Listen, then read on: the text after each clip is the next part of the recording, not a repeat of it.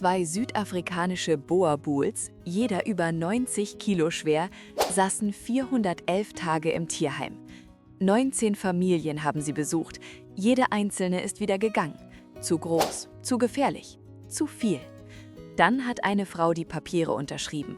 Und was 4 Monate später um 3:12 Uhr nachts in ihrem Haus passierte, hat bewiesen, dass jede einzelne dieser 19 Familien falsch lag.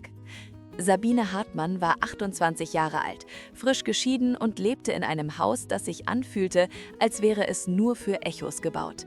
Sie hatte einen festen Job als Tierarzthelferin, einen kleinen Garten, den sie nie benutzte, und eine Stille, die ihr von Raum zu Raum folgte. Sie brauchte keine Rettung, zumindest redete sie sich das jeden Morgen ein, während sie um 6:15 Uhr alleine Kaffee trank, an einem Küchentisch, der für 4 Personen gedacht war. An einem Dienstagnachmittag im November hielt Sabine auf dem Heimweg von der Arbeit beim Tierheim Grünwald an. Sie hatte nicht vor, ein Tier zu adoptieren. Sie redete sich ein, dass sie nur nach einem Terrier-Mischling schauen wollte, den sie in der Woche zuvor behandelt hatte. Aber als sie an Zwinger 14 vorbeiging, blieb sie stehen. 2 riesige Hunde saßen Seite an Seite, aneinandergepresst, als würden sie sich gegenseitig stützen. Der erste war pechschwarz, 89 Kilo, mit einem Kopf so groß wie ein Basketball und Augen, die aussahen, als hätten sie zu viel gesehen. Der zweite war karamellbraun, 92 Kilo, ein faltiges Gesicht, lose Haut, die sich übereinander legte wie geschmolzenes Kerzenwachs. Südafrikanische Boerboels, gezüchtet, um Farmen gegen Löwen zu bewachen. Abgegeben, weil ihr Besitzer in eine Einzimmerwohnung gezogen war und einfach sagte, ich kann nicht mehr. Sie waren 411 Tage im Tierheim gewesen. In dieser Zeit hatten 19 Familien sie besucht. Jede einzelne ist gegangen. Zu groß, zu teuer, zu einschüchternd, zu viel. Die Tierheimleitung, eine Frau namens Monika, sagte Sabine die Wahrheit. Die beiden fressen zusammen 6 Kilo Futter pro Woche. Allein die Tierarztkosten werden höher sein als deine Kfz-Versicherung. Und niemand will 2 Hunde in dieser Größe. Wir haben versucht, sie zu trennen, aber Nala hört auf zu fressen und Atlas heult, bis seine Stimme versagt. Die 2 gibt's nur zusammen. Und zusammen sind das 180 Kilo Hund. Sabine schaute Atlas an. Atlas schaute Sabine an. Dann tat er etwas, das niemand im Tierheim jemals bei ihm gesehen hatte. Er lehnte seinen riesigen Kopf gegen die Gitterstäbe und gab ein einziges leises Winseln von sich. Kein Bellen, kein Knurren, ein Laut, der sagte, bitte. Sabine unterschrieb die Adoptionspapiere 40 Minuten später. Die ersten 72 Stunden waren eine absolute Katastrophe. Atlas stieß die Garderobe um, und zwar innerhalb von 11 Sekunden nach Betreten des Hauses. Nala setzte sich aufs Sofa und es sackte 10 Zentimeter ein. Zusammen wogen sie mehr als Sabines Kühlschrank. In der ersten Nacht richtete Sabine ihnen Betten auf dem Boden ein. Teure orthopädische Hundebetten für große Rassen. Um 2 Uhr nachts waren beide Betten leer. Sie fand Atlas quer über das gesamte Sofa liegend, die Beine auf beiden Seiten herunterhängend, schnarchend wie ein kaputter Rasenmäher. Nala lag auf Sabines Bett und nahm exakt 2/3 einer Queen-Size-Matratze ein. Für Sabine blieb ein 35 cm breiter Streifen am Rand. Sie versuchte, Nala zu bewegen. Nala öffnete ein Auge, schaute sie an und schloss es wieder. Diskussion beendet. Am Ende der ersten Woche hatte Sabine ihr Sofa verloren, ihr Bett, ihren Lieblingssessel und die Fähigkeit, zu Abend zu essen, ohne dass ein 90-Kilo-Hund sein Kinn auf den Tisch legte und jeden Bissen beobachtete. Atlas hatte ein besonderes Talent dafür, genau in dem Moment zu sabbern, wenn Sabine die Gabel hob. Die Pfütze unter seinem Kinn hatte ungefähr die Größe eines Esstellers bei jeder einzelnen Mahlzeit.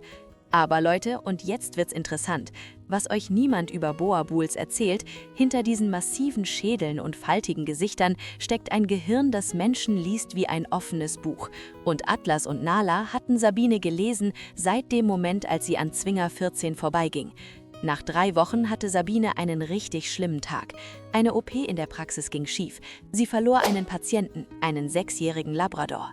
Sie kam nach Hause, legte die Schlüssel auf die Ablage und setzte sich auf den Küchenboden und weinte. Atlas kam als erster. Langsam. Er sprang nicht, er bellte nicht, er ließ seinen 89-Kilo-Körper neben sie auf den Boden sinken und legte seinen Kopf auf ihren Schoß. Dann kam Nala. Sie presste sich an Sabines andere Seite. 92 Kilo Wärme.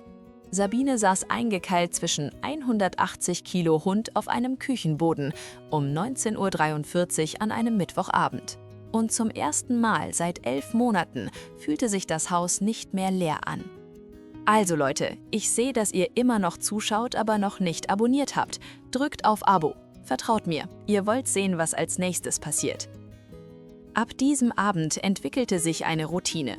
Jeden Morgen um 6:15 Uhr ging Atlas zu Sabines Schlafzimmertür und nieste. Ein lautes, dramatisches Niesen, das seinen ganzen Körper durchschüttelte. Das war sein Wecker.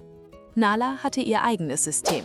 Sie nahm Sabines linken Hausschuh, immer nur den linken, nie den rechten, trug ihn in die Küche und legte ihn neben ihren Futternapf. Die Botschaft war klar: Du kriegst deinen Schuh, wenn ich mein Frühstück kriege. An einem Freitagabend im März, 4 Monate nach der Adoption, wachte Sabine um 3:12 Uhr nachts auf, weil Atlas bellte. Nicht sein übliches tiefes Bellen. Das hier war scharf, dringend, unaufhörlich. Sie rannte die Treppe runter und fand ihn vor der Küchentür stehend, starrend in den Garten. Nala stand neben ihm, Nackenfell aufgestellt, ein tiefes Knurren vibrierte durch ihre Brust. Sabine schaltete das Gartenlicht ein. Ein Mann war halb über ihren Gartenzaun geklettert. Er erstarrte, als das Licht ihn traf. Dann sah er Atlas, 89 Kilo, absolut regungslos, Zähne sichtbar, Blick fixiert. Der Mann kletterte nicht über den Zaun, er fiel herunter. Er rannte so schnell, dass er einen Schuh zurückließ. Die Polizei kam. In 2 anderen Häusern in der Straße war in derselben Nacht eingebrochen worden. Sabines Haus war das einzige, das unberührt blieb. Dieselben 2 Hunde, die 19 Familien abgelehnt hatten, dieselben 180 Kilo zu viel. Sie waren der Grund, warum Sabine in dieser Nacht sicher schlief. Heute ist Atlas 5 und Nala ist 4. Sie stehlen immer noch das Sofa. Atlas niest immer noch jeden Morgen um 6:15 Uhr. Nala nimmt immer noch Sabines linken Hausschuh als Geisel bis zum Frühstück. Die Sabberpfütze auf dem Küchenboden ist inzwischen Teil der Inneneinrichtung. Sabine ist nicht mehr alleine.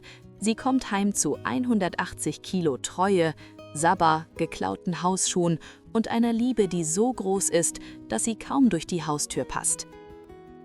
Wenn ein Hund bellt oder unruhig ist, gibt es immer einen Grund. Ignoriert es nicht, glaubt an sie. Sie haben Sinne, die wir längst verloren haben. Respektiert sie, vertraut ihnen. Und wenn ihr darüber nachdenkt zu adoptieren, informiert euch zuerst, bereitet euch vor und versteht, dass manchmal genau die, die die Welt als zu viel bezeichnet, genau das sind, was ihr braucht. Denn Sabine hat Atlas und Nala nicht gerettet, sie haben sie gerettet. Würdet ihr 92 Kilo Hunden eine Chance geben, die 19 Familien abgelehnt haben? Schreibt's in die Kommentare.